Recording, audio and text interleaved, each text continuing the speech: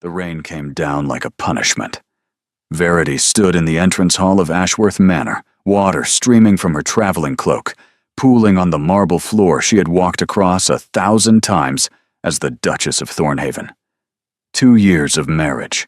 2 years of learning to love a man who had married her for alliance and stayed for something neither of them had expected. And now, Cassius was looking at her like she was a stranger. "You need to leave," he said. His voice was flat, cold. Nothing like the voice that had whispered her name in the darkness of their bedchamber just 3 weeks ago. Nothing like the man who had traced the curve of her spine and told her she was the only thing in his life that felt real. "I do not understand." She hated how small her voice sounded. "Cassius, please, tell me what I have done. What you have done." He laughed, but there was no warmth in it. "You exist, Verity. That is what you have done. You exist in my house, in my life, in my every waking thought, and I cannot breathe for it." The words should have been romantic. They were not. They were spoken like an accusation, like a disease he needed to cure. "That is marriage," she said, stepping toward him. "That is love." Love. He turned away, shoulders rigid beneath his tailored coat. "I never asked for love. I asked for a wife who would manage my household and bear my heirs.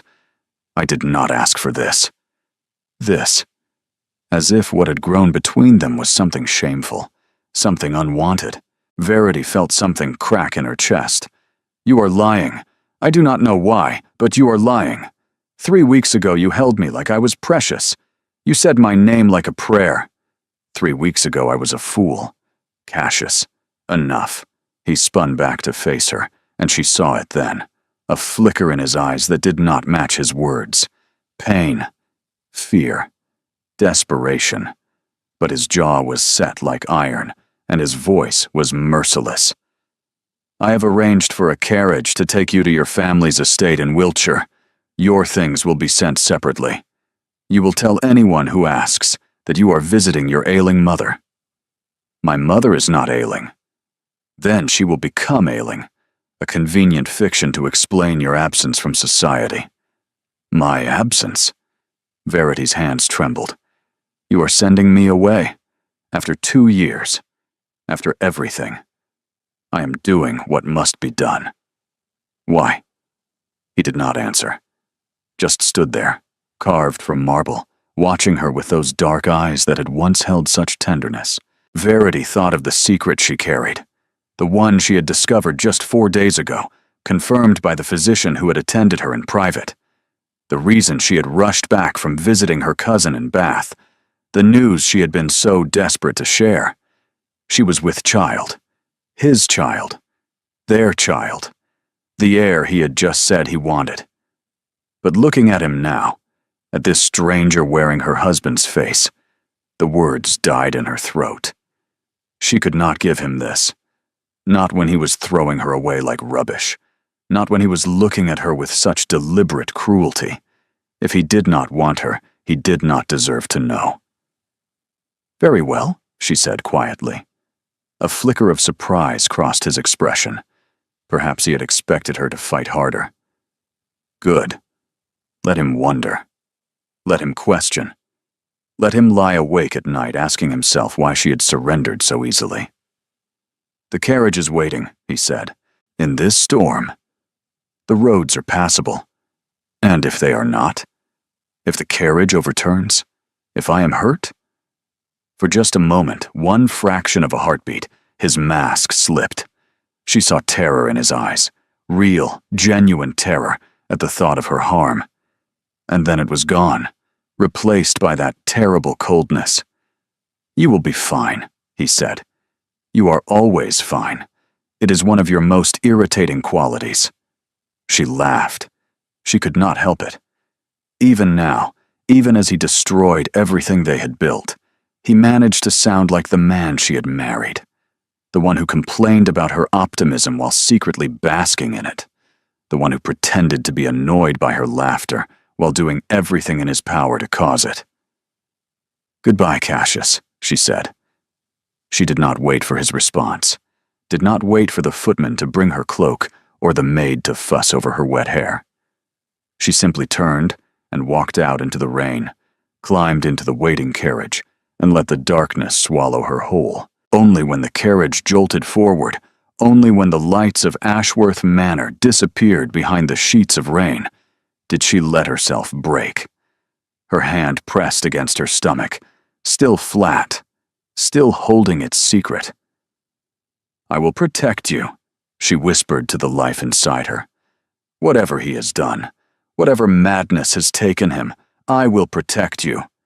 You will never know this pain. You will never doubt that you are wanted." The rain hammered against the carriage roof like fists.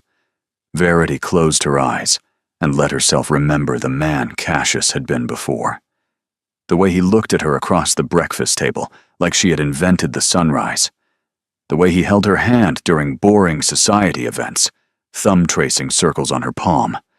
The way he made love to her like she was a revelation, like every time was the first time, like he could not quite believe she was real. Something had changed. Something had broken him.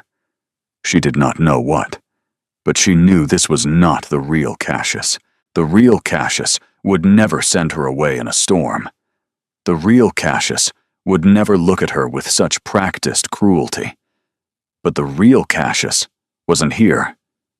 This cold stranger had taken his place, and Verity was alone in the rain, carrying his heir, with nowhere to go but away. The carriage shuddered through the storm, and she pressed her hand harder against her stomach, making a silent vow. She would survive this. She would raise this child. And if Cassius Ashworth, Duke of Thornhaven, ever came looking for what he had thrown away, she would make him earn every single moment of her forgiveness, if she ever forgave him at all. 4 months later, Verity stood in the garden of Hartfield House, watching the first frost settle on the roses. Her hand rested on the swell of her belly. Visible now. Undeniable. The secret she had carried from Ashworth Manor had grown into something she could no longer hide, and she found she did not want to. This child was hers. Whatever Cassius had done, whatever poison had infected his mind, this child was innocent of it, and Verity refused to treat her pregnancy as something shameful. "You will catch cold." She turned to find her brother Hadrian approaching, his expression caught between concern and exasperation. At 32, he had inherited their father's estate and their mother's tendency to worry. He had not questioned her arrival 4 months ago, soaked and sobbing. He had simply opened the door, wrapped her in blankets, and waited until she was ready to explain. She had never fully explained. "The cold feels good," she said. "The baby seems to like it. She has been quiet this morning." She? Or he? I do not know, but she feels right. Hadrian moved to stand beside her, looking out at the frozen garden. "A letter arrived this morning, from London." Verity's chest tightened. "From him?" "No, from Lady Viola Ashworth, his sister." That was unexpected. Verity had always liked Viola, a sharp-tongued widow who had never quite approved of her brother's cold demeanor. They had become friends during Verity's time as Duchess, bonding over their shared impatience with society's ridiculous expectations. What does she want? She wants to visit. She says she has news that cannot be committed to paper. News about Cassius? Hadrian hesitated. She does not say, but I imagine it must be. Verity turned away, watching her breath mist in the cold air. 4 months of silence, 4 months of waiting for an explanation that never came. 4 months of telling herself she did not care while crying herself to sleep every night. I do not want to see her. Verity. I do not want to hear about him. I do not want to know what he is doing, who he is seeing, whether he has found some new wife to take my place. You are still his wife. In name only. He made that abundantly clear. Hadrian was quiet for a long moment. Then, carefully, he asked, "Have you considered telling him?" About the child? No. He has a right to know. He had a right to be a decent husband. He forfeited that right when he threw me out in the rain like a stray dog. Her voice cracked, and she hated it. Hated that after 4 months, she still cried over him, still loved him despite everything. I will not give him this, Hadrian. This child is mine. He lost any claim to it when he lost his claim to me. The law would disagree. Then the law is wrong. She knew she sounded childish, knew she was making decisions based on pain rather than reason. But reason had failed her. She had been a reasonable wife, a loving wife, a devoted wife, and it had earned her nothing but a cold dismissal and a carriage ride through a storm. Unreason was all she had left. I will write to Lady Viola, Hadrian said gently. I will tell her you are unwell and cannot receive visitors. She will know it is a lie. Yes, but she will also know not to push. Viola has always been perceptive that way. Verity nodded, grateful for her brother's intervention. She did not have the strength to face anyone from her old life. Not yet. Perhaps not ever. That night, she sat in her room, hands resting on her belly, feeling the flutter of movement that had become her constant companion. The baby was active tonight, restless in a way that reminded her painfully of Cassius. He had never been able to sit still either, always pacing, always moving, and always burning with energy he did not know how to contain. Your father was a fool, she whispered to the curve of her stomach. A brilliant, beautiful fool who threw away the only good thing he ever had. But I will not let his foolishness touch you. I will not let you grow up wondering if you are wanted. I will not let you doubt for a single moment that you are loved. The baby kicked, a sharp flutter against her palm. Verity smiled despite her tears. That is right. We do not need him. We have each other, and that is enough. That will always be enough. But even as she said it, she knew it was a lie. Because somewhere in London, in the house that had been her home, Cassius Ashworth was living his life without her. And she would never stop loving him, no matter how much she wished she could. A knock sounded at her door. Come in. Hadrian entered, his expression strange, troubled in a way she had not seen before. What is it? Another letter arrived, just now, by special courier. From Lady Viola. No. He hesitated, and in that hesitation, Verity felt the ground shift beneath her feet. From the Duke's solicitor. Cassius has initiated legal proceedings. What kind of proceedings? Hadrian's jaw tightened. He wants an annulment, Verity. He's trying to dissolve your marriage entirely. The words hit her like a physical blow. Annulment. Not separation, not informal estrangement, but complete erasure. As if their marriage had never existed. As if she had never been his wife at all. And if the marriage was annulled, what would that make her child? Illegitimate. Stripped of name, title, and inheritance before it was even born. Verity's hand pressed against her stomach, protective, fierce. He cannot do this, she breathed. He is a duke. He can do nearly anything. Not this. Not while I carry his heir.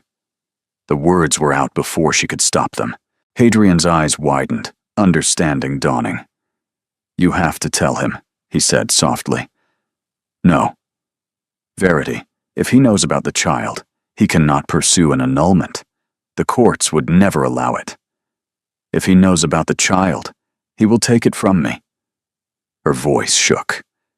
He will claim his heir and leave me with nothing. Is that what you want? Is that the protection you are offering? Hadrian had no answer, and Verity was left standing in the wreckage of her life, carrying a child who might save her or destroy her, with no way to know which until it was too late. She had not always loved him. Verity remembered the first time she had seen Cassius Ashworth, Duke of Thornhaven, at the Whitfield ball 2.5 years ago. He had been standing near the window, surrounded by admirers he seemed determined to ignore, looking as if he would rather be anywhere else on earth. She had thought him arrogant, cold, precisely the sort of man she had no interest in knowing. Then he had noticed her watching and raised one eyebrow in a silent challenge.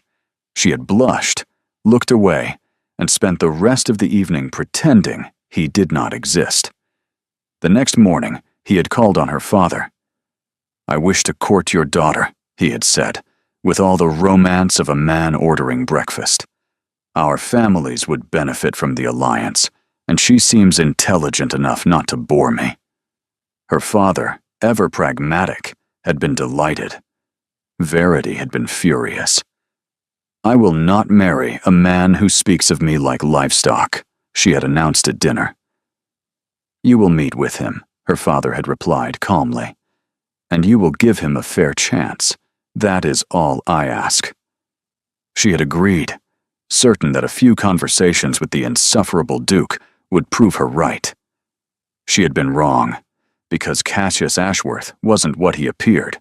Behind the cold facade was a man who listened when she spoke, who asked questions about her opinions rather than dismissing them, who laughed at her jokes with genuine surprise, as if he had forgotten laughter existed. By the end of their first private conversation, she was intrigued. By the end of their third, she was in trouble. "You are not what I expected," she had admitted during a walk through her family's garden. "Neither are you," he had replied, and there was something in his voice that made her pulse quicken. "I expected a simpering society miss who would agree with everything I said. Instead, I find a woman who argues with me about trade policy and tells me my opinions on poetry are, and I quote, tragically uninformed." They are tragically uninformed. You dismissed Wordsworth as sentimental drivel. Because it is sentimental drivel. It is beautiful. It is mawkish nonsense dressed in pretty language. She had stopped walking, turning to face him with her hands on her hips. "And what do you consider good poetry, Your Grace? Dry recitations of military history? Tedious catalogues of classical references?" He had watched her for a long moment. Then, in a low voice, he had said, "I do not read poetry anymore. I stopped when my mother died. She used to read it to me when I was a boy. Wordsworth was her favorite." The admission had cracked something open between them. "I am sorry," Verity had whispered. "I did not know." "No one knows. I do not speak of her." "Then why are you telling me?" He had not answered, just looked at her with those dark eyes, and she had understood that something had shifted, that this was no longer just an alliance, that whatever existed between them was becoming something neither of them had planned. They were married 6 months later. The wedding was grand, the society event of the season. But Verity barely remembered the ceremony. What she remembered was the wedding night, when Cassius had come to her chamber, with terror poorly hidden behind his aristocratic composure. "I have never," he had started, then stopped. "That is to say, I have, but not with someone I cared about," she had offered. "Yes." She had reached for his hand. "Neither have I. We will figure it out together." And they had. Awkwardly at first, then with growing confidence, then with a passion that had surprised them both. Cassius made love like he did everything else, with intensity and focus and a determination to excel. But underneath the skill was something rawer, needier, a desperation to be close to her that he could never quite put into words. For 18 months, they had been happy. Not perfect, not without arguments, but happy in a way that felt solid, real, built to last. Then 6 months ago, something had changed. It started small. Cassius becoming distant at dinner, disappearing for hours without explanation, looking at her with what might have been grief when he thought she was not watching. She had asked what was wrong. He had said nothing. She had pressed. He had deflected. She had begged him to talk to her, to let her help with whatever was troubling him. He had looked at her with such anguish that her heart had nearly stopped. "You cannot help me," he had said. "No one can." After that, the coldness had grown. The man who had held her every night began sleeping in his study. The man who had told her everything began telling her nothing. The man who had loved her, she was certain of this, had loved her deeply, began looking at her like she was already gone. And then came the rain. The rejection, the carriage ride into darkness. Verity still did not understand what had happened, what she had done wrong, what had broken the man she married and replaced him with that cruel stranger. But lying in her childhood bed, hands pressed against the swell of their child, she made herself stop asking. It did not matter why. All that mattered was what came next. "I loved your father," she whispered to the baby. "I loved him with everything I had, and he threw that love away like it meant nothing. I will not make that mistake again. I will not give my heart to someone who does not want it." The baby shifted, a slow, rolling movement that felt like agreement. "We will build a new life," Verity continued. "A life that does not include him. A life where we are happy and whole and complete, without the Duke of Thornhaven and his inexplicable cruelty." She almost believed it.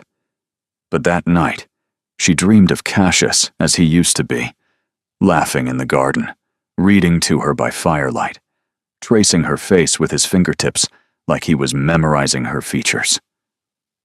"I love you," Dream Cassius whispered. "I will always love you." She woke with tears streaming down her face, and she knew, with terrible certainty, that no matter how hard she tried, no matter how many walls she built, she would never stop loving him. Some wounds never healed. Some loves never died.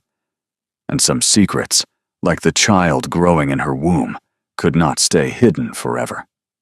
The package arrived on a Tuesday. Verity was sitting in the morning room, pretending to read, while actually watching the rain streak down the windows, when Hadrian appeared in the doorway holding a wooden box. "This came for you," he said, his tone careful. "From London." Her heart stopped. From his solicitor? "No, there is no return address, but the seal." He hesitated. "It bears the Thornhaven crest." Verity gazed at the box like it might bite her. 5 months of silence. 5 months of nothing but cold legal documents and threats of annulment. And now this. "Open it," she said. "I cannot." Hadrian set the box on the table and lifted the lid. Inside, nestled in velvet, was a book. Leather-bound, well-worn, clearly old. And beneath it, a single sheet of paper covered in handwriting she knew as well as her own. Her husband's handwriting. "What does it say?" she whispered. Hadrian unfolded the letter, scanned it, and his expression shifted into something she could not read. He writes that this belonged to his mother. It is her personal copy of Wordsworth's collected poems, the one she used to read to him as a child. Hadrian looked up. "He says he wants you to have it, that you would appreciate it more than he ever could." Verity's hands trembled as she reached for the book. The leather was soft, worn smooth by years of handling. When she opened it, she found annotations in the margins. A woman's elegant script, commenting on favorite passages, marking lines that moved her. Cassius's mother, the woman he never spoke of, the loss that had shaped him into the guarded man she had married. And he had sent her this, his most precious possession, the thing he had kept hidden from everyone, even her. "Why?" she breathed. "Why would he send this?" "There is more," Hadrian said gently, "at the bottom of the letter." She took the paper from him, hands shaking, and read the final lines. "I have no right to ask anything of you. I have no right to even write your name. But I cannot let you believe that what existed between us meant nothing. It meant everything. You meant everything. And I am sorry. I am so deeply, unforgivably sorry for what I have done. Do not write back. Do not try to understand. Just know that I loved you. I love you still. and sending you away was the only way I knew to keep you safe. Yours, in whatever way you will still have me. Cassius. The letter fell from her fingers. Keep her safe. From what? From whom? What danger could possibly justify destroying their marriage, breaking her heart, threatening to annul everything they had built? He is lying, she said, but her voice wavered. This is manipulation. He is trying to confuse me. Is he? He must be. Why else would he send the annulment papers, and this in the same month? It makes no sense. Perhaps, Hadrian said slowly.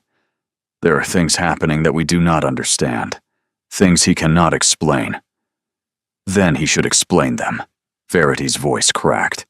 He should come here and face me and tell me the truth instead of sending cryptic letters and precious books and expecting me to simply forgive him. Would you? Forgive him? She did not answer. Could not answer. Because the truth was complicated and painful, and she did not want to examine it too closely. That night, she sat in bed with the book of poetry in her lap, reading the annotations Cassius's mother had left behind. Little notes about beauty and loss and the terrible fragility of happiness. One passage was underlined 3 times, the ink heavy with emphasis. Though nothing can bring back the hour of splendor in the grass, of glory in the flower, we will grieve not, rather find strength in what remains behind. Strength in what remains behind. Verity's hand moved to her belly, where the baby shifted and turned. Perhaps your grandmother was wise, she whispered. Perhaps there is strength to be found. But I don't know if I am strong enough to find it. The baby kicked, hard and insistent. And despite everything, despite the pain and the confusion and the fear, Verity smiled. Lady Viola Ashworth arrived without warning on a gray morning in March. Verity was in the garden, wrapped in a thick shawl against the lingering winter chill, when the carriage appeared on the drive. She recognized the crest immediately. Thornhaven. But it was not Cassius who emerged. Viola descended with her usual grace, her sharp eyes scanning the grounds until they found Verity standing among the dormant rose bushes. Something flickered across her face, relief perhaps, or determination.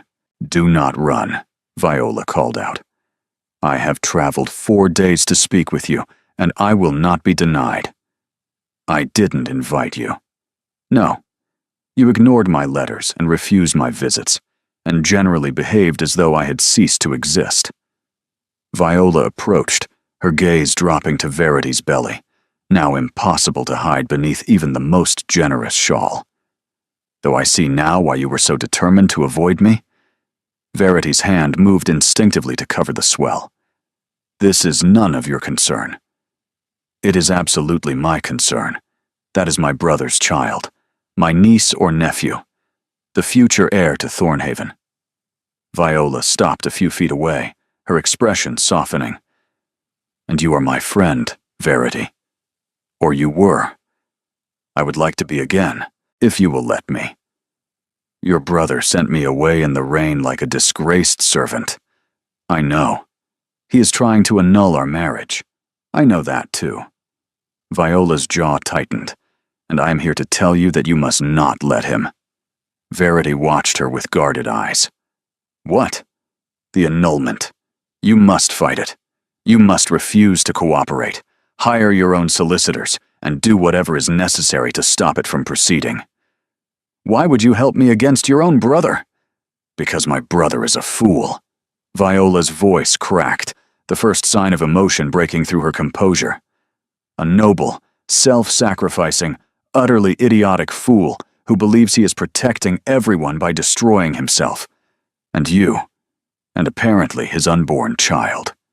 The words hung in the cold air between them. Protecting us from what? Verity demanded. He said the same thing in his letter, that he sent me away to keep me safe. Safe from what, Viola? What is he not telling me? Viola hesitated, glancing back toward the house as though checking for listeners. Not here. Inside. Where we cannot be overheard. They retreated to the small parlor at the back of the house, the one Verity used when she wanted privacy. Hadrian appeared in the doorway, saw Viola, and raised an eyebrow at his sister. "It is all right," Verity said. "She is here to help. Apparently." "I am here to tell you the truth," Viola corrected. "What you do with it is your choice." She settled into a chair, arranging her skirts with the practiced ease of a woman who had spent her life in society. Then she looked up at Verity, with eyes that held too much knowledge. "6 months ago, my brother received a letter. I do not know its exact contents, but I know it came from a man named Radcliffe Crane.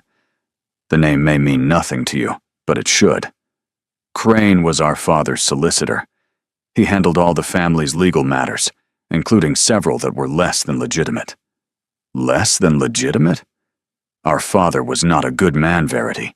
He was ruthless, manipulative, and entirely without conscience. He built the family fortune through methods that would not survive scrutiny. When he died, we thought his secrets died with him." Viola's voice hardened. "We were wrong." Verity's pulse quickened. "What does this have to do with Cassius sending me away?" "Crane has been blackmailing my brother. He possesses documents that could destroy our family, evidence of our father's crimes that would result in scandal, disgrace, possibly even criminal prosecution. But Cassius was not involved in those crimes. He was a child when your father was alive. It does not matter. The sins of the father, as they say. If Crane releases those documents, the Ashworth name will be ruined.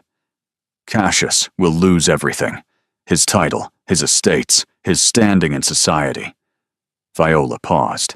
"And anyone connected to him will be destroyed as well." The implication hit Verity like a blow. "He sent me away to protect me from the scandal." "Yes. He is pursuing an annulment, so that when the truth comes out, I will not be tainted by association." "Yes. And he did not tell me any of this because he is a proud, stubborn, impossibly noble man who would rather break your heart than watch you suffer for his family's sins." Viola leaned forward. "He loves you, Verity, more than I have ever seen him love anything. And he is trying to save you the only way he knows how, by cutting you loose before the storm arrives." Verity sank into the nearest chair, her mind reeling. All this time, all these months of pain and confusion and rage. And the truth was that Cassius had been trying to protect her, badly, wrongly, in the most hurtful way possible, but trying nonetheless. "Why are you telling me this?" she asked. "You could have let me believe he was simply cruel." "Because the annulment will not protect you. Not really. The gossip will follow you regardless. And my brother is destroying himself, trying to carry this burden alone." Viola's eyes glistened. "He has stopped eating, stopped sleeping. He wanders the halls of Ashworth Manor like a ghost, and the staff whisper that he has gone mad with grief." "Grief for what?" "For you." Viola's voice broke. "For the life he threw away, for the wife he loved and lost. He does not know about the child, Verity. If he knew, it would kill him. Or perhaps it would save him. I do not know which." The baby shifted, a slow rolling movement that seemed to echo Verity's churning emotions. "What do you want me to do?" she asked in a low voice. "Fight. Fight the annulment. Fight Crane. Fight my brother's idiotic nobility." Viola reached out, gripping Verity's hands. "Come back to London. Confront him. Make him see that his sacrifice is pointless if it costs him everything that matters. And if he refuses to listen, then make him listen." Viola's grip tightened. "You are carrying his heir, Verity. That changes everything. That gives you power he cannot ignore." Power. The word felt strange on her tongue. For months, she had felt powerless, abandoned, cast aside. But she was not powerless. She was carrying the future of the Ashworth line. And if Cassius wanted to throw away their marriage, He would have to do it while looking her in the eye. "I need time," she said, "to think." "Do not take too long. The annulment proceedings resume in 3 weeks. If you do not act before then, it may be too late." Viola left that evening, but her words remained, and Verity lay awake all night, one hand on her belly, the other clutching the book of poetry Cassius had sent her, trying to decide whether to fight for a man who had broken her heart to save her. Verity arrived in London on a day that threatened rain. The irony was not lost on her. Rain had driven her away from this city. Rain had marked the end of her marriage, and now she was returning under gray skies, swollen with Cassius's child, prepared to fight for what he was so determined to destroy. Hadrian had insisted on accompanying her. "You should not face this alone," he had said, and she had been too tired to argue. They took rooms at a respectable hotel, rather than attempting to reclaim her place at Ashworth Manor.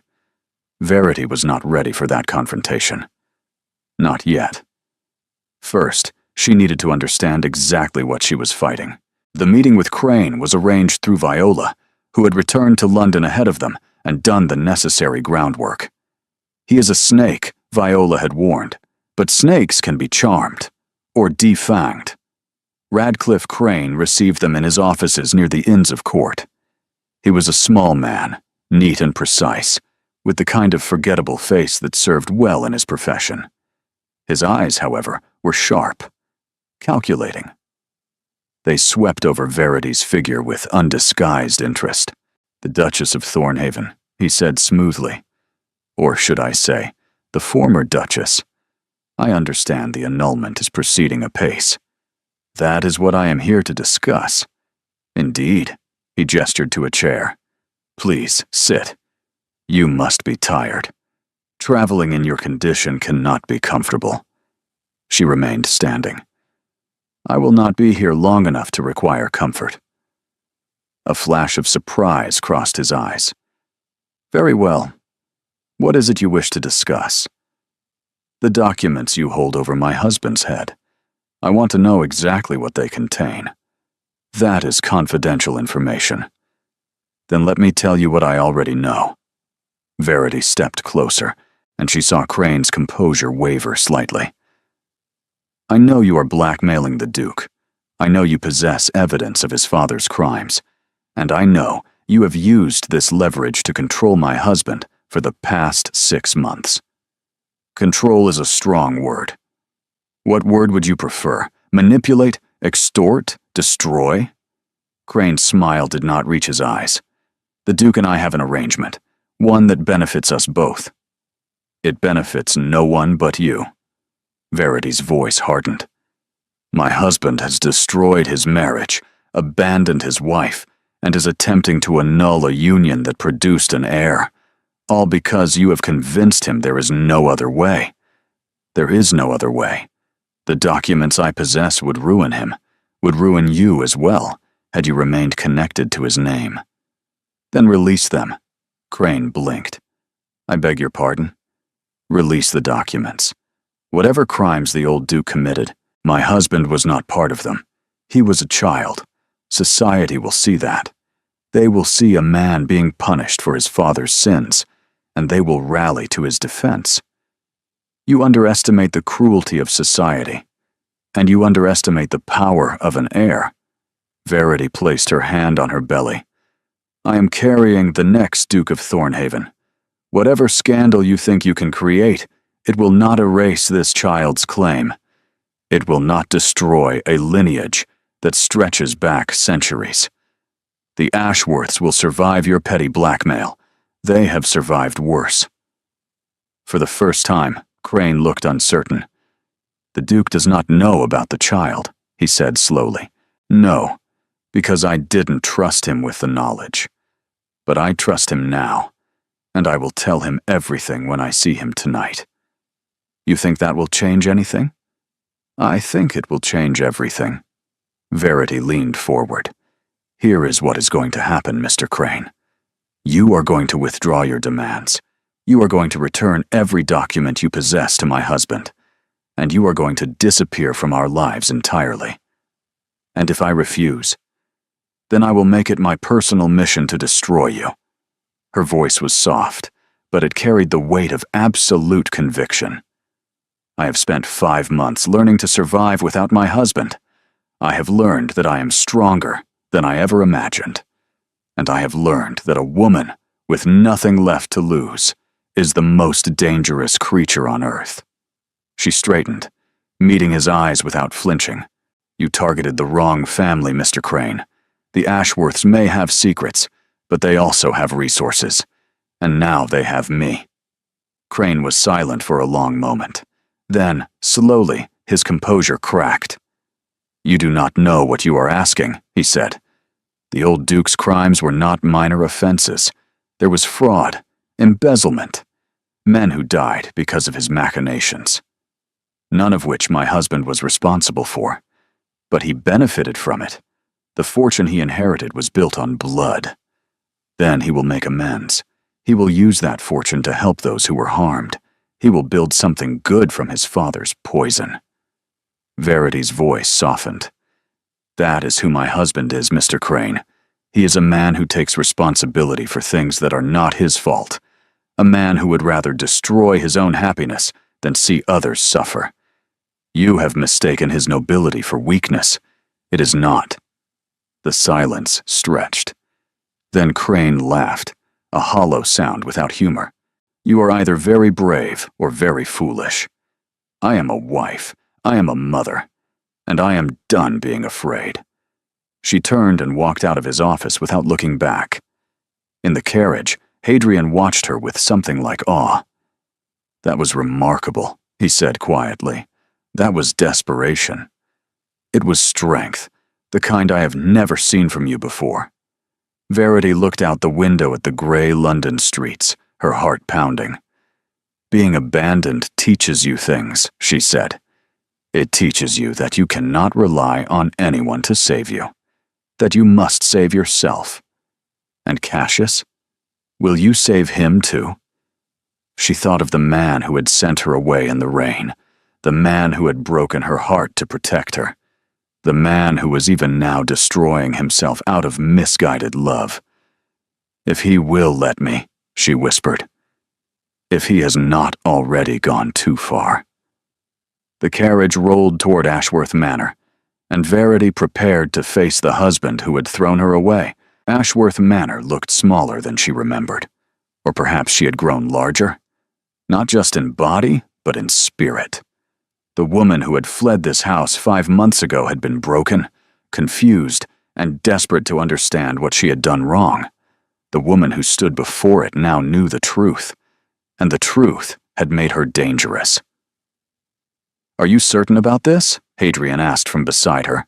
"No, but I am doing it anyway." The butler who answered the door was new. He did not recognize her, which meant Cassius had dismissed the old staff, another sign of the destruction he had wrought upon his own life. "I am here to see the Duke," Verity said. "Tell him his wife has returned." The butler's eyes widened, darting to her belly before he could stop himself. I shall inquire if his grace is receiving visitors." "I am not a visitor. I am the Duchess of Thornhaven, and I will see my husband, whether he wishes it or not." She did not wait for permission. She swept past the stammering butler, through the entrance hall she had walked 1,000 times, toward the study where she knew Cassius spent his days. The door was closed. She did not knock. He was standing by the window, silhouetted against the gray afternoon light. He had lost weight. She could see it in the sharp angles of his shoulders, the hollow beneath his cheekbones. His hair was longer than he usually kept it, curling slightly at his collar, and there were shadows beneath his eyes that spoke of sleepless nights. He turned when she entered, and she watched his face cycle through a dozen emotions in the space of a heartbeat. Shock, hope, anguish, and then, settling like a mask, that terrible practiced coldness. "You should not be here," he said. "And yet, here I am." His eyes dropped to her belly, and she saw the moment understanding struck him. Every trace of color drained from his face. His hand shot out, gripping the edge of his desk as though it were the only thing keeping him upright. You are. He could not finish the sentence. With child. Yes, your child. The heir you said you wanted when you married me. How long have you known? Since before you sent me away. The words hit him like a physical blow. He staggered slightly, his composure cracking. You knew, he breathed. You knew, and you did not tell me. You were throwing me out of your house. You were looking at me like I was nothing. Why would I give you this, when you had made it so abundantly clear you wanted nothing from me? I would never. I would have. He stopped, pressing his hand to his face. God. Verity. A child. Your heir. The future Duke of Thornhaven. She stepped closer, forcing him to look at her. The child you are about to make illegitimate with your annulment. The annulment was to protect you. It was to protect yourself from having to face what you had done. No, his voice cracked. It was to save you from the scandal, from Crane, from everything my father left behind. I know about Crane. I know about the documents. I know about all of it. He fixed his gaze on her. How? Viola told me, and then I went to see Crane myself. You what? I confronted him, in his offices. I told him that if he did not withdraw his demands, I would destroy him. Cassius looked like he might be sick. Do you have any idea how dangerous that was? What he could have done to you? What could he possibly do that would be worse than what you have already done? The question hung between them, sharp and unforgiving. I was trying to protect you, Cassius said, his voice barely above a whisper. Everything I did was to protect you. You broke my heart. I know. You sent me away in the rain like I was worthless. I know. You let me believe for 5 months that you did not love me, that our marriage meant nothing, that I was nothing. Verity. His voice shattered on her name. I have loved you since the moment you told me my opinions on poetry were tragically uninformed. I have loved you through every day of our marriage, and every day since I sent you away. There has not been an hour, a minute, a single breath where I didn't think of you and wish I could undo what I had done. Then why did you do it? Because I am a coward. The admission seemed to cost him everything. Because I could not bear the thought of you being dragged down by my father's sins. Because I thought, if I cut you loose quickly and completely, you might be able to rebuild your life without me. Find someone who was not tainted by scandal and shame. I do not want someone else. I never wanted someone else. I know that now. Tears glistened in his eyes. I knew it then, too. But knowing something and accepting it are not the same thing.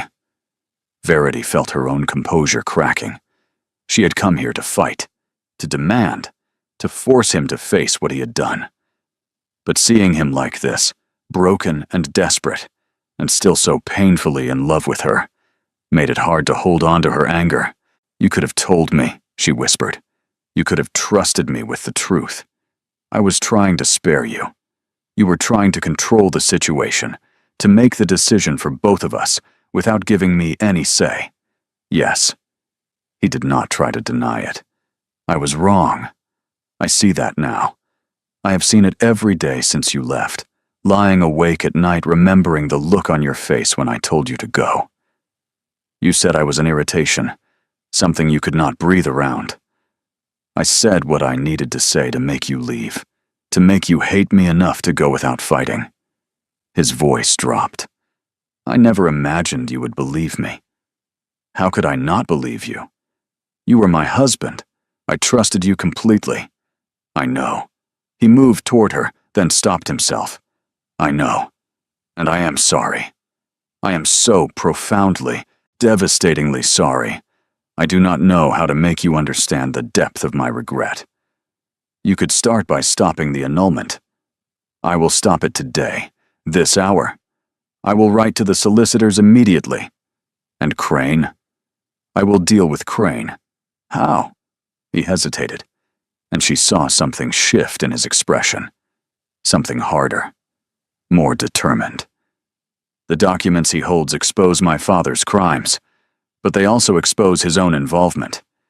He was not merely my father's solicitor. He was his accomplice. If those documents become public, they destroy him as well.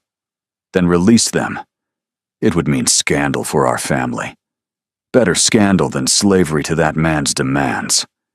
Verity reached out, touching his arm for the first time in 5 months. We can survive scandal, Cassius. We cannot survive being controlled by someone who wishes us harm. He looked down at her hand on his sleeve, and she saw his composure finally, completely shatter. I have missed you, he whispered. Every moment of every day. I have missed you so much, I thought I might die from it. Then stop pushing me away. I'm trying. I'm trying so hard to believe I deserve to have you back. You do not deserve it. Her voice was gentle but honest. You broke my trust.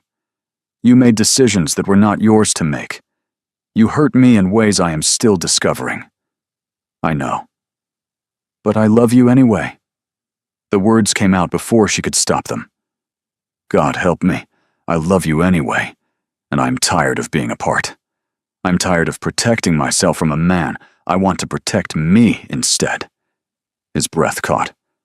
Verity. Do not speak. Not yet. Just. She pressed her hand against his chest, feeling his heart hammer beneath her palm. Just let me be angry for a moment longer. Let me hold on to the hurt before I let it go. He stood perfectly still, barely breathing, as though afraid any movement might shatter the fragile peace between them, and Verity closed her eyes, feeling the baby shift in her belly, feeling her heart crack open despite all her efforts to keep it closed. She had come here to fight, but what she had found was something more complicated than anger. What she had found was a man she still loved, broken by his own choices, desperate to make amends. The question was whether amends were possible, and whether she had the strength to let him try. They did not reconcile that night.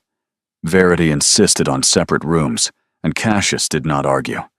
He understood, perhaps better than anyone, that trust once broken could not be rebuilt in a single conversation. It required time, patience, and a willingness to accept that some wounds might never fully heal. But something had shifted between them. The wall of coldness he had erected was gone, replaced by a raw vulnerability that he could no longer hide. And Verity found herself watching him differently, seeing the man beneath the mask he had worn for so long. Dinner was subdued. Cassius barely touched his food, his eyes following her every movement, as though afraid she might disappear again. Viola had arrived earlier, clearly relieved that her intervention had worked, and she filled the silence with careful conversation about nothing important. After dinner, Verity retired to the rooms that had once been hers. They had not been changed in her absence. Her clothes still hung in the wardrobe, her books still lined the shelves. Even the perfume bottle on her dressing table remained exactly where she had left it. He had kept everything, waiting for her return. The thought made her chest ache. A knock sounded at her door. She knew who it was without asking. Come in. Cassius entered slowly, hesitantly, as though uncertain of his welcome. He had changed into less formal clothes, and without the armor of his tailored coat, he looked younger, more vulnerable. I wanted to make certain you had everything you needed, he said quietly. I am fine. Are you comfortable? The fire is adequate? I can have more wood brought up. The fire is fine, Cassius. He nodded, but did not leave. Just stood there, hands clasped behind his back, looking at her with such desperate longing that it made her want to weep. I do not know how to do this, he admitted finally. I do not know how to be near you without wanting to hold you, without wanting to beg your forgiveness on my knees. Then perhaps you should try. Try what? Begging. The word hung between them. She had not meant it seriously, but his expression shifted. Without hesitation, he lowered himself to his knees before her. Cassius, I did not mean. I am begging, he said, looking up at her with those dark eyes that had haunted her dreams for 5 months. I am begging you to forgive me. I am begging you to give me another chance. I am begging you to let me spend the rest of my life proving that I am worthy of you. You do not need to. I do. Because words are not enough. Words have failed us. I told you I loved you, and then I sent you away. I told you our marriage meant everything, and then I tried to annul it. My words have been worthless. His voice cracked. Let me show you instead. Let me prove with actions what I could never prove with words. How? However you want. Whatever you need. I will do anything, Verity. Anything you ask. She looked down at him, this powerful man kneeling at her feet, and felt something crack open in her chest. All the anger, all the hurt, all the carefully constructed walls she had built to protect herself from this exact moment. Stand up, she whispered. He obeyed, rising slowly, his eyes never leaving her face. I cannot forgive you yet, she said. I am not ready. There is too much pain, too much confusion. I need time to understand what happened and why. I will give you all the time you need. But I also cannot keep fighting you. I am tired, Cassius. Tired of being angry. Tired of being alone. Tired of pretending I do not still love you despite everything. You still love me? Did you doubt it? I doubted everything, including whether I deserved to breathe the same air as you. She reached up, touching his face for the first time in 5 months. His eyes closed, and she felt him tremble beneath her palm. You hurt me, she said gently. More than I have ever been hurt in my life. I know. And I am terrified that if I let you back in, you will hurt me again. I would rather die. That is easy to say. It is the truth. He opened his eyes, and she saw tears streaming down his cheeks. I have spent 5 months dying, Verity.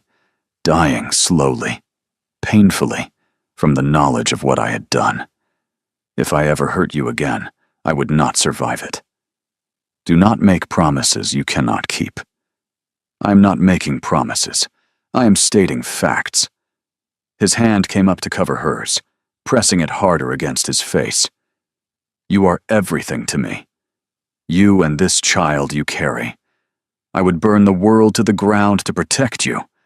I would destroy myself 1,000 times over if it meant keeping you safe. That is the problem, she whispered. You keep trying to protect me by pushing me away. But I don't need to be protected from you. Cassius, I need to be loved by you, openly, honestly, without secrets or lies or misguided nobility. Then that is what I will give you. His voice was raw. No more secrets, no more lies, no more decisions made without your knowledge or consent. From this moment forward, you will know everything I know. You will be part of every choice I make. I swear it on my life. She searched his face, looking for any trace of the coldness that had broken her heart 5 months ago. She found none. Only pain and love and a desperate hope that seemed to match her own. Cassius. Yes. She did not know who moved first. Perhaps it did not matter. One moment they were standing apart, and the next, she was in his arms, pressed against his chest, feeling his heart pound against hers. He held her like she was made of glass, like he was afraid she might shatter if he gripped too tightly. His face buried in her hair, breathing her in, his entire body shaking with the force of his emotion. I thought I would never hold you again, he whispered. I thought I had lost you forever. You nearly did. I know. God, I know. She pulled back to look at him, and before she could think, before she could stop herself, she kissed him. It was not gentle, not careful. It was 5 months of longing and pain and desperate need, poured into a single moment of connection. He kissed her back with equal ferocity, his hands tangling in her hair, pulling her closer as though trying to merge their bodies into one.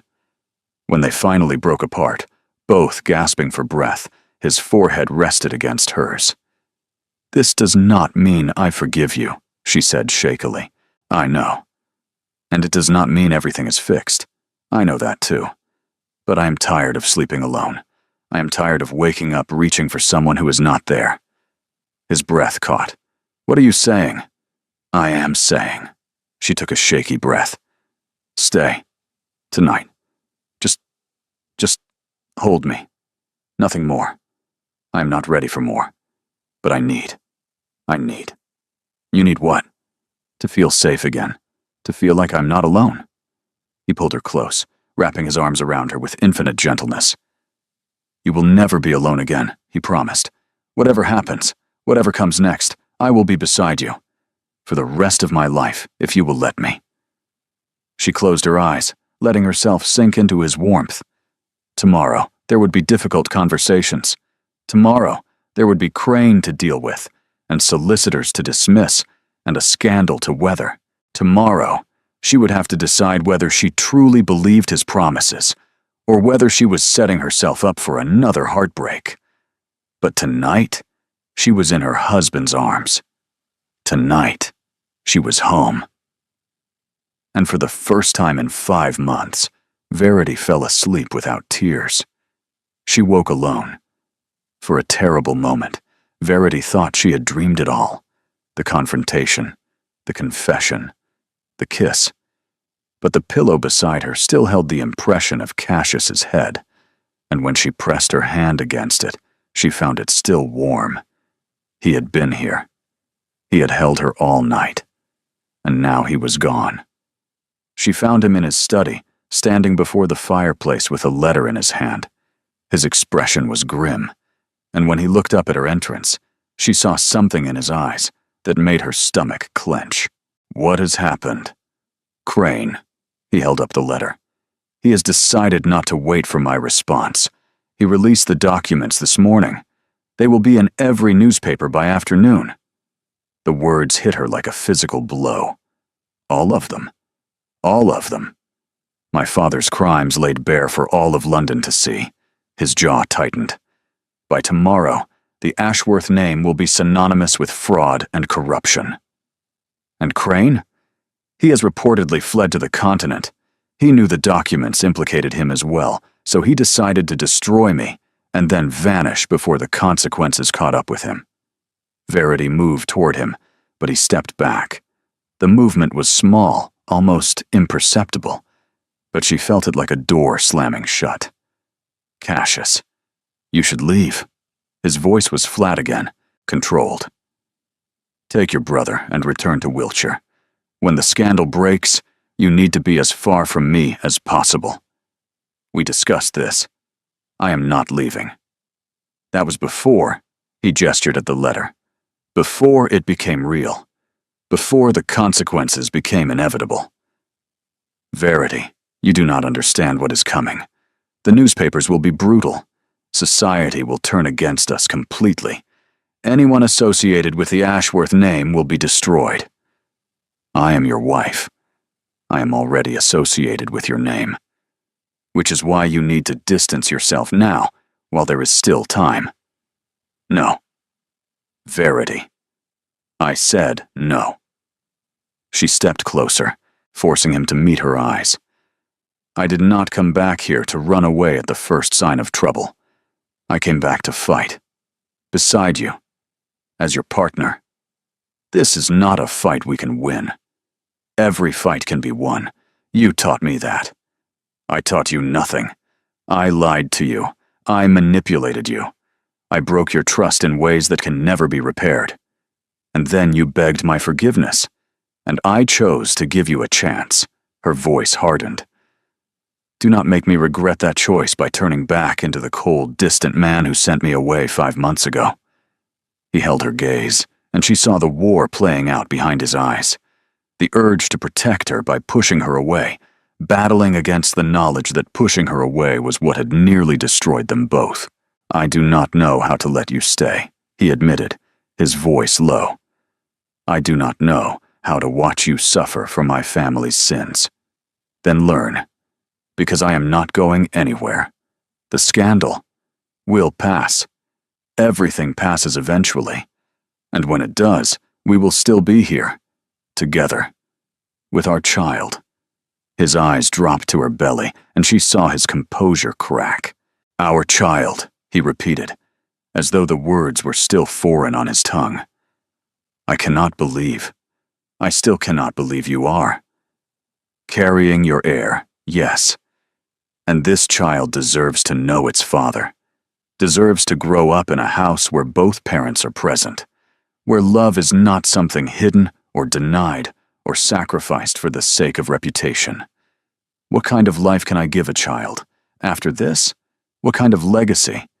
A better one than your father left you. Verity took his hands, feeling them tremble in her grip. You are not him, Cassius. His choices are not your choices. His sins are not your sins. And our child will know that. Will know that their father was a man who made mistakes but owned them, who faced consequences rather than running from them, who chose love over pride. You make it sound simple. It is simple. The hard part is believing we deserve it. He was silent for a long moment. Then, slowly, he lifted her hands to his lips and kissed them. If I fail, he whispered, if I cannot protect you from what is coming, then we will fail together, and we will rebuild together. That is what marriage is, Cassius. Not perfection, not protection. Just two people choosing each other, over and over, no matter what. He closed his eyes, and she saw a tear slip down his cheek. I do not deserve you.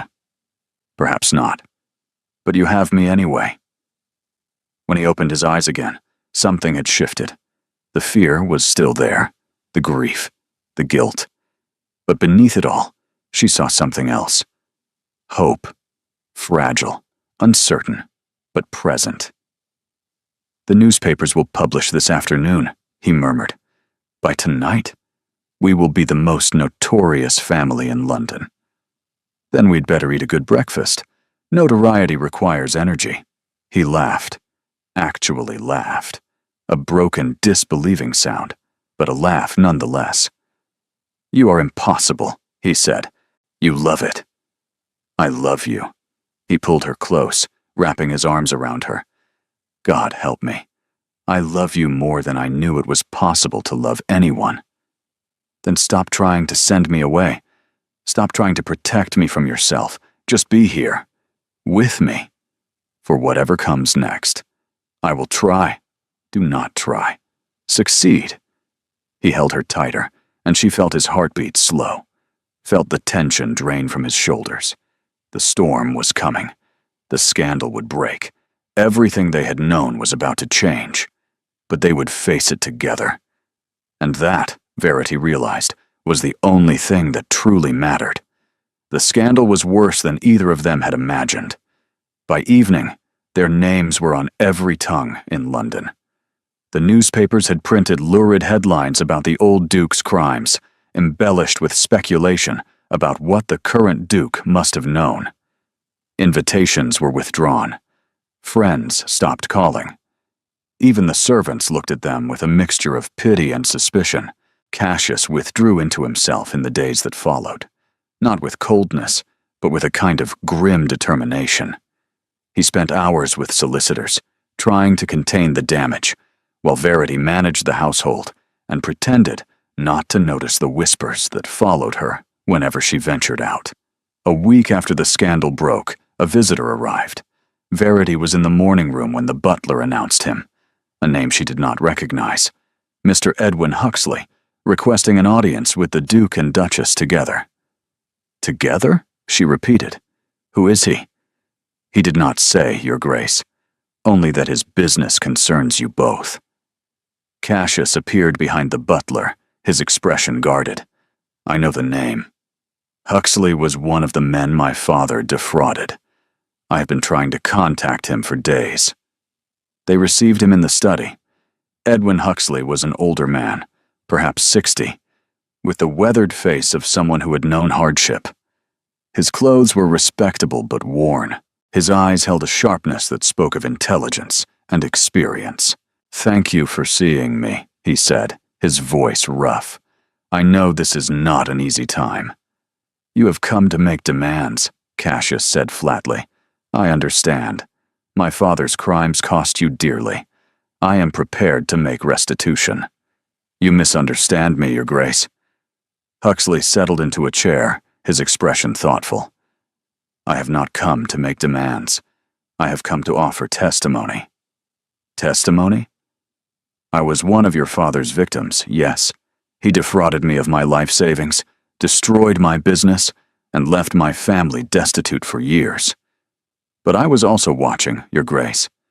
I know what your father did, and I know what you have done since inheriting his title." Cassius stiffened. "And what have I done?" "You have quietly repaid every family your father harmed. You have funded orphanages, hospitals, schools. You have used your fortune not for personal gain, but to repair the damage your father caused." Huxley's eyes held a calm respect. "You are not your father, Your Grace, and I am prepared to tell the world so." Verity's breath caught. "You would speak publicly, in support of my husband?" "I would. And I am not alone.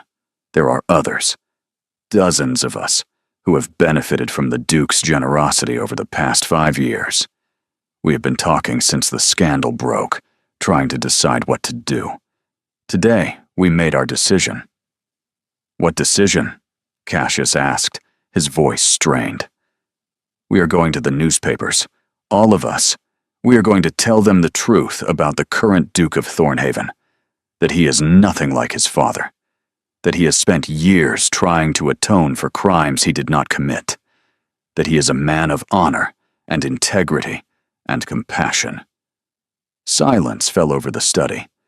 Verity watched her husband's face as the words sank in. She saw disbelief give way to hope, then to something deeper. Something she had not seen in him for months. Gratitude. "Why?" Cassius whispered. "Why would you do this for me?" "Because it is the truth, and because good men should not be destroyed for the sins of their fathers." Huxley rose, extending his hand. "You gave my family a second chance, Your Grace. Let us give you one in return." Cassius shook his hand, and Verity saw tears glittering in his eyes. After Huxley left, she found her husband standing by the window, watching the garden where winter was slowly giving way to spring. "You never told me," she said quietly, "about the repayments, the charities, the families you helped. It wasn't something to boast about. It wasn't boasting. It was hiding. Another secret you kept from me." He turned to face her, and his expression was raw. "I was ashamed of my father's legacy, of the fortune I inherited. I wanted to fix it quietly, without drawing attention, without letting anyone know that you were good. I did not feel good. I felt responsible. There is a difference." She moved toward him, taking his hands. "Perhaps. But what matters is that you acted. You could have ignored your father's victims. You could have kept the money and lived comfortably without ever thinking about the harm it caused. Instead, you spent years trying to make amends. It was not enough. It was more than anyone expected." She squeezed his hands. "And it may be what saves us." He looked at her, and she saw hope warring with fear in his eyes. "Do you truly believe that?" "I believe in you," she said simply. "I believe that the man who would secretly repair his father's damage is not the man the newspapers are describing. And I believe that when the truth comes out, society will see it too. And if they do not, then we will build a new life somewhere else. Somewhere the Ashworth name does not carry the weight of scandal." She placed his hand on her belly, feeling the baby kick beneath his palm. "We have everything we need, Cassius. Each other. This child.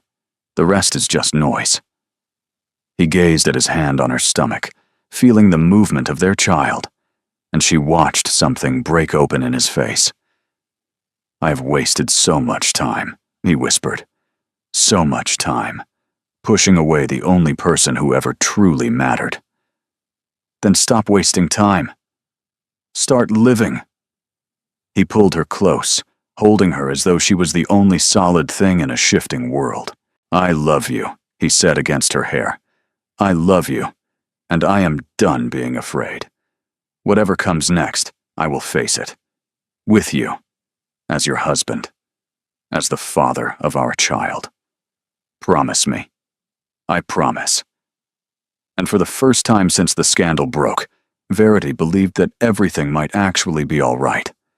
The tide began to turn 3 days later. Huxley's testimony appeared in the morning papers, followed by statements from other families Cassius had helped. One by one, they came forward to tell their stories.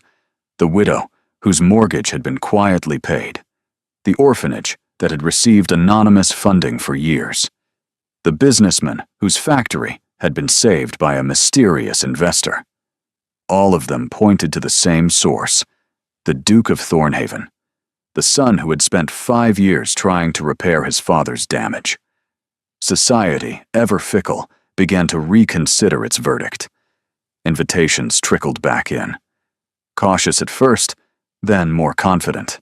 The newspapers that had condemned Cassius began publishing editorials about redemption and the importance of judging a man by his own actions rather than his father's crimes. But Cassius did not seem to notice. He was too focused on Verity.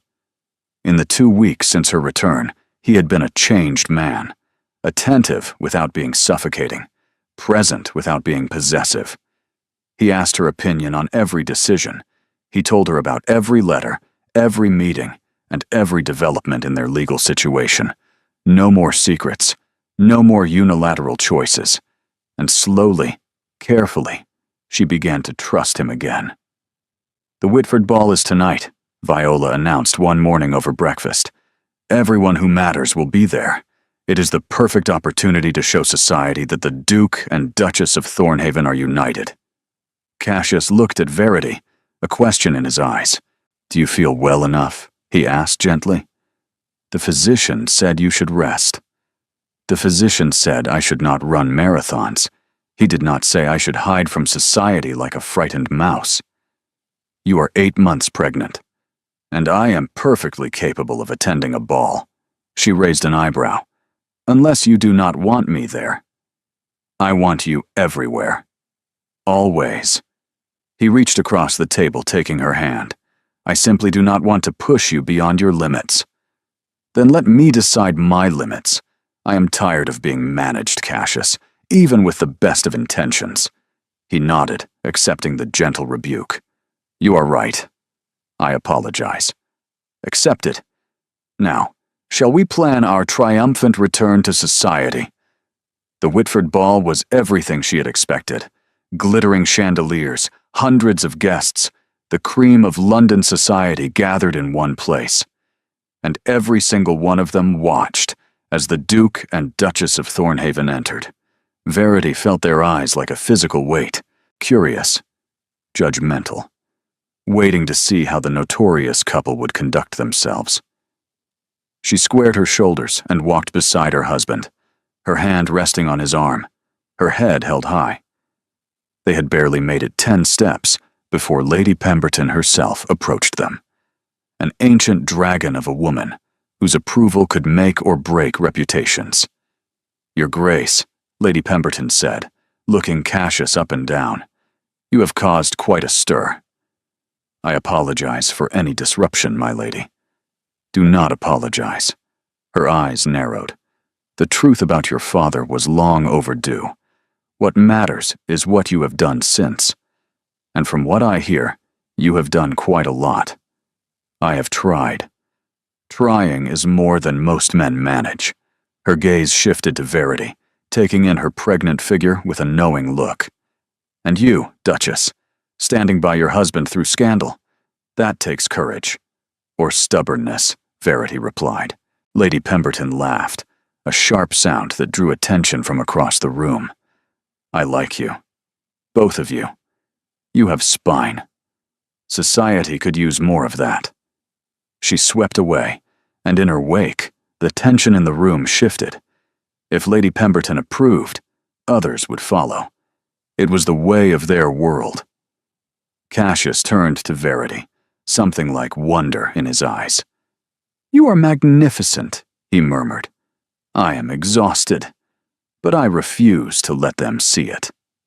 "Then let me help." He guided her toward a quiet alcove, away from the crush of guests. "Sit here. Rest. I will bring you something to drink. You cannot fetch drinks like a servant. I can do whatever I please. I am a duke." She laughed despite herself. A scandalous duke. The best kind. He pressed a kiss to her forehead. "Stay here. I will return in a moment." She watched him navigate through the crowd, accepting greetings and well wishes with a grace she had always admired. He was in his element here, despite the scandal, born to this world, comfortable in its rituals, able to play its games better than anyone. But he had chosen her, over duty, over reputation, over everything society expected of him. He had chosen her. A commotion near the entrance drew her attention, voices raised in argument. She could not see what was happening, but she saw Cassius's expression change, saw him push through the crowd toward the disturbance, and then she heard the voice. Radcliffe Crane. Her blood went cold. She moved without thinking, pushing through the guests, ignoring the protests and gasps as she shouldered past. By the time she reached the entrance hall, Cassius was standing face to face with Crane, his expression murderous.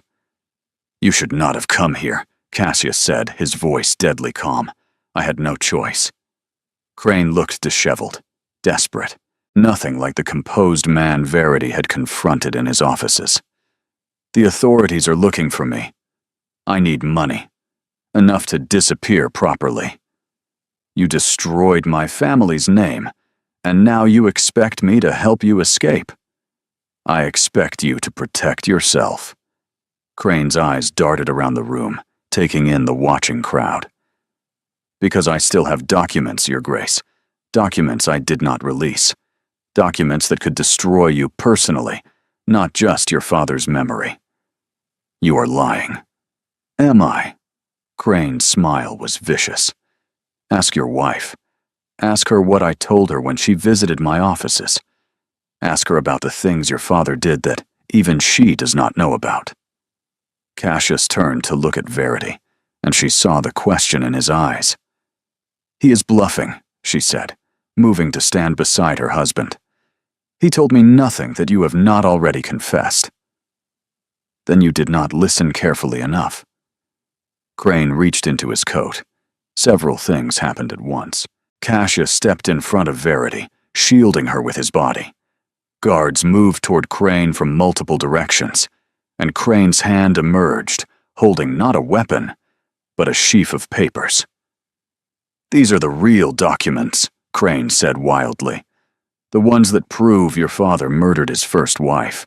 Your mother, Your Grace. He killed her to marry his mistress and claim her dowry." The words fell like stones into a frozen pond. Cassius went completely still. "You are lying," he whispered. "I have proof, witness statements, medical records, everything your father tried to destroy." Crane waved the papers. "Give me what I want, and they stay buried. Refuse, and the world learns that the Duke of Thornhaven is the son of a murderer." Verity's hand found Cassius's, gripping it tight. "It does not matter," she said, loud enough for everyone to hear. "Whatever his father did, Cassius is not responsible. He was a child when his mother died. He's innocent of any crime." "Innocent?" Crane laughed. "He inherited a fortune built on blood. He has benefited from murder his entire life. And he has spent that entire life trying to make amends." Verity's voice rang through the silent hall. "He has given away more than he has kept. He has helped hundreds of families. He has proven over and over that he is nothing like his father. Pretty words, but they will not save him from the truth.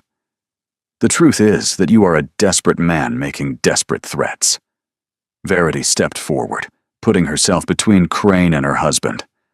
The truth is that you have nothing. Because even if those documents are real, even if the old Duke was guilty of every crime you claim, it changes nothing about who Cassius is now. She turned to face the watching crowd. This is my husband, the father of my child, a man who has made mistakes and owned them, a man who has been tested by scandal and emerged stronger.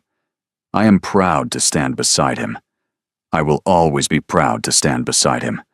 And anyone who cannot see his worth does not deserve to know him. Silence. Then, slowly, Lady Pemberton began to clap. Others joined her. The applause spread through the hall like wildfire, growing louder and more enthusiastic until it drowned out Crane's sputtering protests. Guards seized him. The documents were confiscated. And Cassius stood in the middle of the chaos, watching Verity like she had hung the moon. "You defended me," he whispered. "Of course I did. You are mine." He pulled her into his arms, right there in front of everyone, and kissed her with such fierce tenderness that the applause turned to cheers. And Verity knew, finally, that everything was going to be all right. Their daughter was born on a rainy afternoon in April. Verity lay in the great bed at Ashworth Manor, exhausted but triumphant, watching Cassius hold their child for the first time. His hands, so large and capable, cradled the tiny bundle with infinite gentleness. His eyes, those dark eyes that had once held such practiced coldness, were filled with tears. "She is perfect," he whispered. "Absolutely perfect. She has your nose." "Poor child," Verity laughed weakly. "Your nose is distinguished." "My nose is too large, but on her it will be elegant." He looked up at Verity, and the love in his face made her chest ache. "You are remarkable. Have I told you that today?" "Only 7 times." "Then I am behind schedule." He brought the baby to her, settling them both against the pillows so that Verity could hold their daughter, while Cassius held them both. A circle of warmth against the rainy chill outside. "We need a name," Verity said, stroking the baby's downy cheek. "I was thinking Margaret, after my mother." The words caught Verity by surprise. In all their marriage, Cassius had rarely spoken of his mother. The wounds of her loss, and now the knowledge of how she truly died, had made her memory painful to touch. "Are you certain?" she asked, her voice tender. "I am. She deserved better than the life she had, better than the death she suffered. Our daughter will carry her name and prove that something good can come from tragedy." He paused. "If you agree, I think it is beautiful. Margaret Ashworth. Maggie, perhaps, when she is small." "Maggie." Cassius tested the name on his tongue. "Yes, I like that." The baby stirred, making a small sound of contentment, and both of them fell silent, watching her sleep. "9 months ago," Cassius said, his voice barely above a whisper. "I sent you away in the rain. I told myself I was protecting you. I told myself I was being noble. In truth, I was being a coward. We have discussed this. I know. But I need to say it again. Because looking at you now, holding our daughter, I cannot believe how close I came to losing everything that matters." Verity reached up, touching his face. "But you didn't lose it. We are here. Together. Despite everything. Because of you. Because you refused to give up on me, even when I had given up on myself." He turned his head, pressing a kiss to her palm. "I do not deserve you, Verity. I never have. But I will spend the rest of my life trying to be worthy of the gift you have given me. You are already worthy. You always were. You just needed to believe it." He smiled, that rare, genuine smile that transformed his entire face. "You have taught me that, among many other things." "Such as?" That love is not weakness. That asking for help is not failure. That a wife who argues about poetry is far more interesting than one who agrees with everything. His smile widened. That Wordsworth is not, in fact, sentimental drivel. You have come a long way. I have had an excellent teacher. Outside, the rain continued to fall. But inside the warm bedchamber, surrounded by firelight and love, it sounded different than it had 9 months ago. Not like punishment, not like ending, like beginning. Do you remember what you said to me? Verity asked. That night when you sent me away? I remember every word. They haunt me. You said you could not breathe for thinking of me, that I existed in your every waking thought. She looked up at him. I hated you for those words. They sounded like an accusation. They were, at the time. He was quiet for a moment. But they were also the truth. I was drowning in my feelings for you, and I did not know how to survive it. Sending you away seemed like the only way to catch my breath. And did it work? No. I stopped breathing entirely. His arms tightened around her. Until you came back. Until you stood in my study with our child in your belly and demanded that I fight for you. That was when I started breathing again. Verity leaned into him, feeling the steady beat of his heart against her back. No more sending me away, she said softly. Never. Not for any reason. No more making decisions without me. We decide everything together, always. And no more pretending you do not need me. I need you. His voice cracked slightly. More than air. More than light. More than anything I have ever needed in my life. Baby Margaret stirred again, and Verity looked down at the tiny face that combined the best of both of them. Dark eyes like her father, a stubborn set to her chin that was pure Verity. She will be a terror, Cassius observed fondly. She will be magnificent. Both. Definitely both. Verity laughed, and the sound filled the room, warm and bright against the gray rain outside. 9 months ago, she had stood in this house, soaked and heartbroken, watching her husband tell her to leave. She had climbed into a carriage in the rain, carrying a secret she was too wounded to share, believing her marriage was over. Now she lay in their bed, holding their daughter, wrapped in her husband's arms. The scandal had passed. Society had accepted them. Crane was in prison awaiting trial, and the future stretched ahead of them, full of possibility. Cassius? Yes? I love you. He pressed a kiss to her hair. I love you too. More than I have words to express. More than I will ever be able to prove, though I intend to spend the rest of my life trying. The rain fell gently against the windows, and Verity smiled. Some storms destroyed, but some storms cleansed.